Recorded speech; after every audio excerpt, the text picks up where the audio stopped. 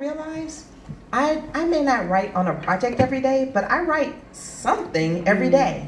I write letters, I write in my journal, I write on my students' papers, that I learned to think of all my writing as writing. So when I say, oh, I'm not doing any writing, it's really never true.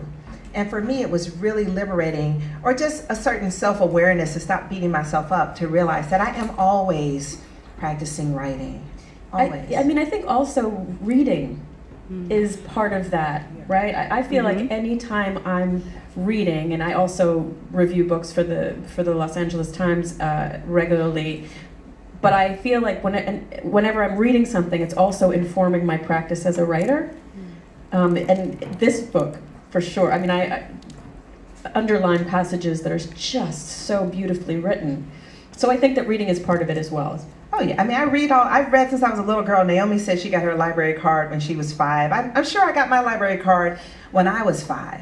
I feel like we get self-aware, like, I believe that we all know how to be writers, and we talked a little bit backstage about writing fiction. I think we all know how to write a story, but that when we sit down with a pen, we think, oh, I don't know how to do this. No, nobody sits down with a pen anymore. I do. I saw her, had her written out notes, which I really appreciate. Can I see my pen users? Yeah. Oh, all right. Wow. Yeah. Love a pen. I even use typewriters. Now I feel shamed.